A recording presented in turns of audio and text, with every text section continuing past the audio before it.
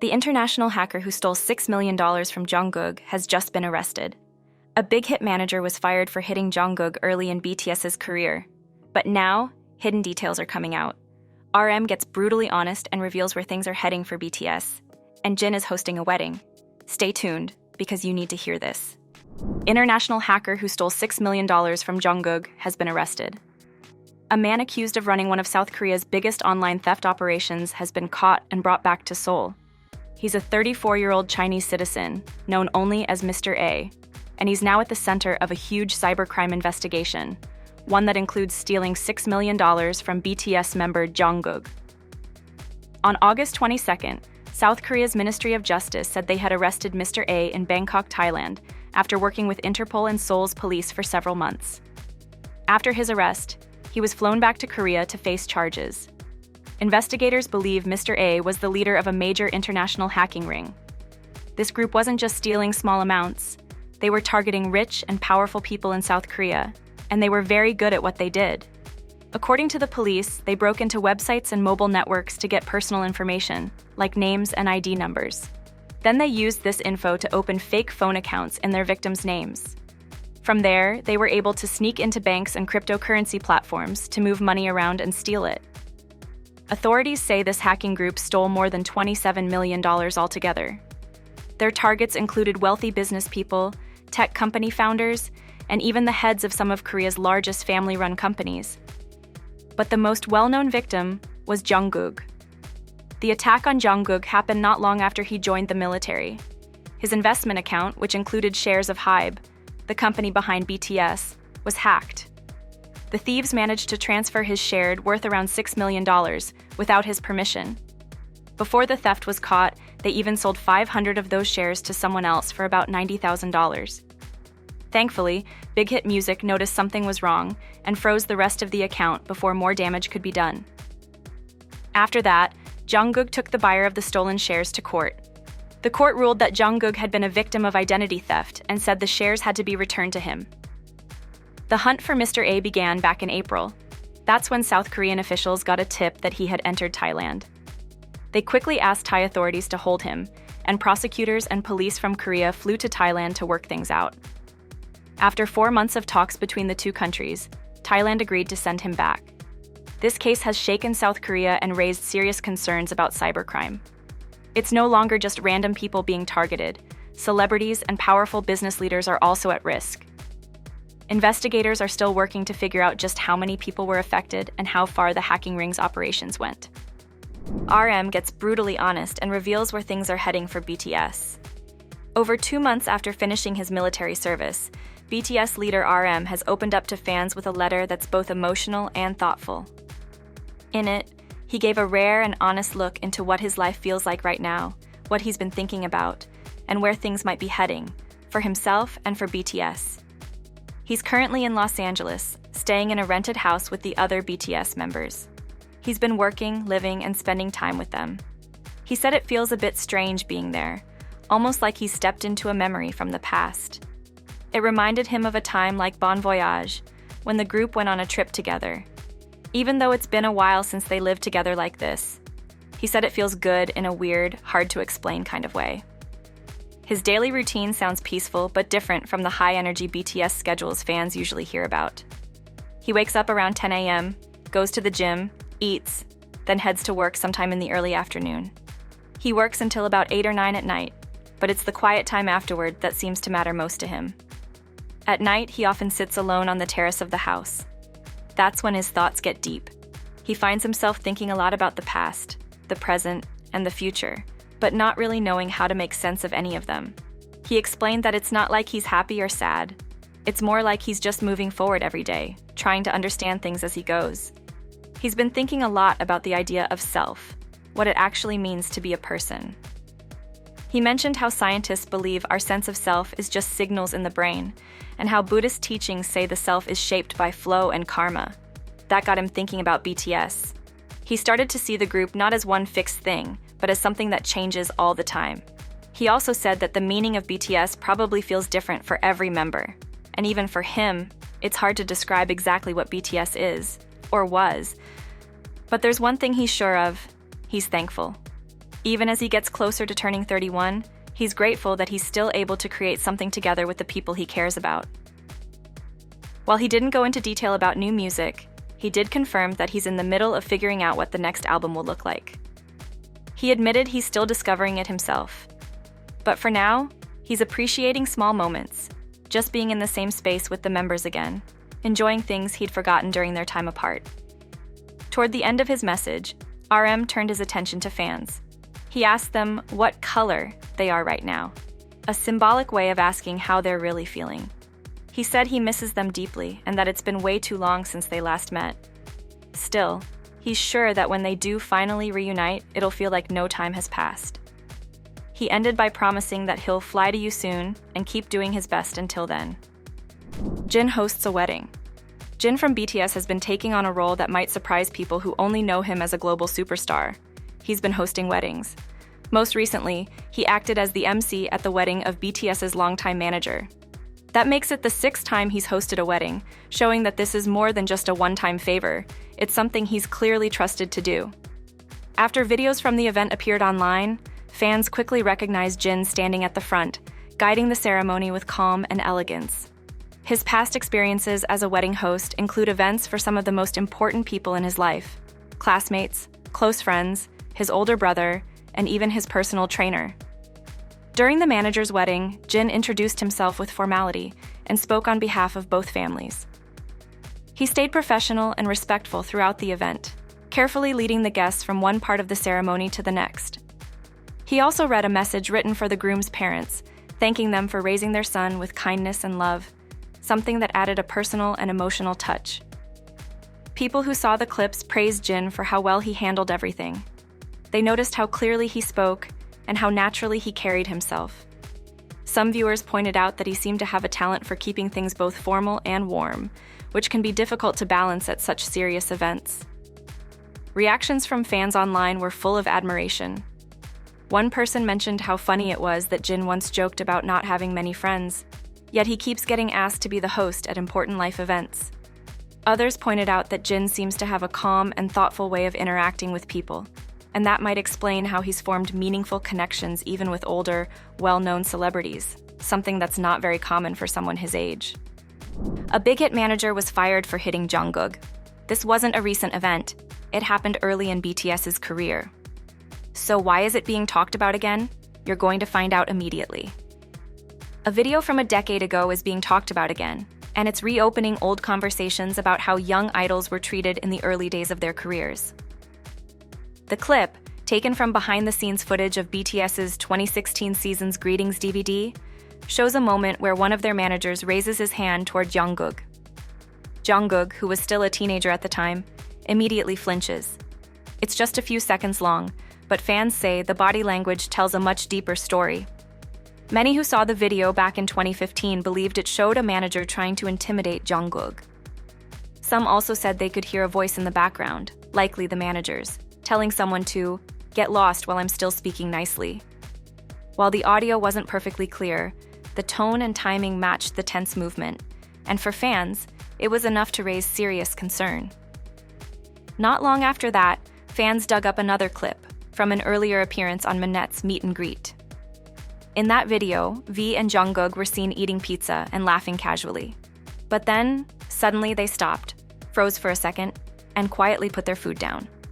People started wondering if maybe they saw the same manager off camera and were reacting to his presence. It was a small detail, but it made the moment in the DVD seem less like a one-time thing and more like part of a bigger problem. When the clip started spreading in 2015, BigHit Entertainment tried to calm things down. The company said the situation was probably a misunderstanding and asked fans not to jump to conclusions. But the backlash didn't stop, and just a few days later, BigHit posted a formal apology on Twitter. In their statement, the company said they were sorry for worrying fans and admitted that the behavior seen in the video was unacceptable. They stressed that BigHit does not allow any kind of aggressive or threatening actions toward their artists. They explained that the manager had admitted his mistake and had been removed from his position. They also said that higher-ups at the company would be taking responsibility as well. BigHit promised they would be creating stricter rules within the company to make sure something like this never happened again. They also said they would start looking through other footage and online posts to check for similar problems. Their message ended with a promise to do better, to build trust and show real respect for their artists. At the time, this was a big deal in the K-pop world. Fans in Korea and around the world had been worried for a long time about how idols were treated behind the scenes. This was one of the first times a K-pop company didn't just deny the problem, but actually took real action, firing someone, admitting fault, and putting new protections in place. Now, in 2025, things look very different. The K-pop industry is much stricter about safety and artist well-being. New rules and standards have been put in place, and people are paying more attention to what happens offstage, not just on it. So why is this being talked about again? Because new information has just emerged. Recently, a live stream by TXT's leader Soobin opened a raw and emotional chapter from the past that shocked many fans. During the casual Weverse broadcast, Soobin spoke openly about something he and fellow member Taehyun went through when they were just kids training to become idols. An experience that reminded many people how intense and at times harmful the K-pop industry used to be for young trainees. Soobin explained that the story took place when he was in 10th grade and Taehyun was in 8th. They had only been learning to dance for a week or two when they were suddenly told to perform a very advanced routine, something normally done by 17, a much older and more experienced group. But instead of being taught the moves step by step, they were told to figure it out on their own by watching a slowed-down video. As expected, both of them struggled. Their bodies weren't flexible yet, and they didn't have enough training to handle such a hard routine. Even though it wasn't their fault, Soobin said they were punished physically for not doing it well enough. He admitted that both he and Taehyun were hit. He also suggested that other trainees had gone through even worse. Hearing this stunned fans. Many couldn't believe that physical punishment was happening inside a company as big and well-known as BigHit Entertainment, the same company behind BTS. But Soobin was clear that back then, this kind of treatment was considered normal. He also told fans that things have changed a lot since those days. According to him, if anyone tried something like that now, they would be in serious trouble. Fans of TXT quickly reacted online. The response was a mix of heartbreak, anger, and support. One fan said it was painful to hear and hoped that the members had been able to heal from that time. Another said that while they were relieved this type of behavior has stopped, the pressure in the industry probably hasn't gone away completely. Others were shocked that something like this was ever allowed, especially to kids who were just trying to chase their dreams. BigHit has always promoted itself as a forward-thinking company that cares about its artists' well-being. They've focused on global outreach, mental health, and creativity.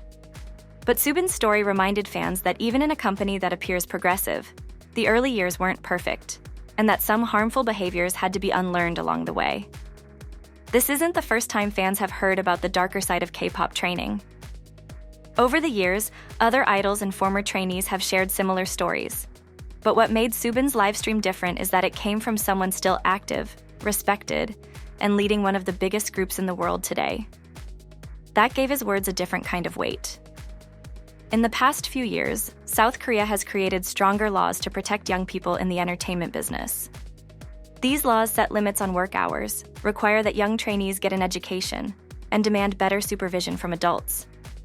HYBE, along with other major companies, has publicly supported these changes and even introduced their own programs for mental health and trainee safety. Still, fans and critics believe the system has more work to do. While hitting trainees may no longer be allowed, other forms of pressure, like strict diets, lack of sleep, or constant emotional stress, are still problems. Soobin's quiet but honest words pushed fans and industry insiders to think harder about what the real cost of success can be behind the polished image. While HYBE has changed, many K-pop labels have not, and still treat their idols the same way. Let's pull back the curtain on K-pop's darkest secrets. In late 2022, a K-pop group from a small South Korean entertainment company had just finished the final show of their first international tour in Los Angeles. For most artists, this would have been a moment to celebrate, but for them, it marked the beginning of a public battle that would shake the industry and spark questions about what really happens behind the scenes. Not long after the concert, a video filmed by a bystander at a hotel started spreading online. In it, a senior executive from the group's agency could be seen yelling at the members in the hotel lobby. One member appeared to fall to the ground after being pushed. The group later said this wasn't an isolated incident, it was just one more example of abuse they say they endured for over a year. According to their statements, the abuse included more than just shouting. They accused the executive of physically hitting them, making unwanted comments, touching them against their will, and pressuring them to drink alcohol after rehearsals. The group also said they were forced to cover their own airfare back to South Korea. Soon after, they filed a civil lawsuit asking to be released from their long-term contracts. They revealed that each member was expected to repay the company about $300,000, a charge supposedly for their training costs, like vocal lessons, choreography, and living expenses. But they claimed those debts were never clearly explained, and that they had no say in how the amounts were decided. The executive, who stepped down after the video went viral, has denied all wrongdoing. She claimed she treated the group like a parent would and insisted the member who fell had collapsed on his own. She said the accusations were being used as an excuse to leave the company and join a more powerful agency, calling the entire situation a witch hunt. So far, the group's lawyers have chosen not to file criminal charges or provide physical evidence.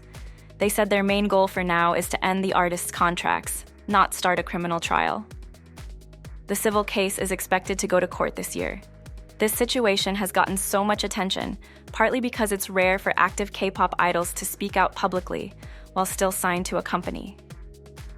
Breaking with tradition, the members launched their own Instagram account without company approval and held a press conference to share their story. Actions like this usually break contract terms, but the group said they felt they had no other choice. The fallout began quickly. Two companies that had worked with the group's agency abroad, one in the United States and another in Japan, cut ties.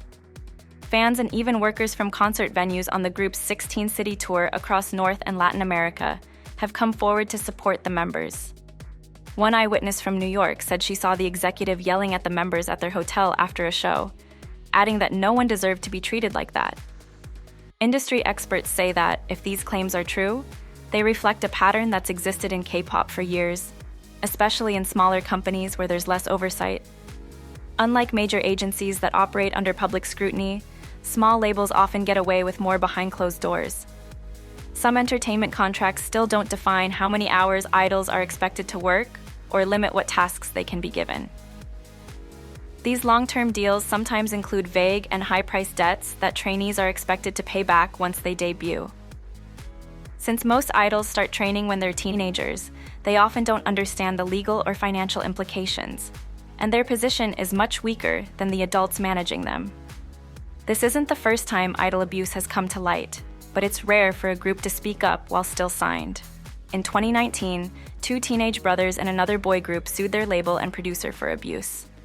The agency was fined about $15,000, and the producer was sentenced to 16 months in prison. The CEO was sentenced to 8 months for helping cover it up. But not all cases end well. 3 idols from one of Korea's biggest agencies won their contract dispute, but found themselves blacklisted from television for years. Experts say the message was clear. Challenging a powerful company might legally free you, but it could cost you your entire career. Now, as more idols begin to open up, some believe that public pressure is becoming a powerful tool. In this latest case, if enough people rally behind the group, the company might be forced to settle or release the contracts to avoid losing even more support.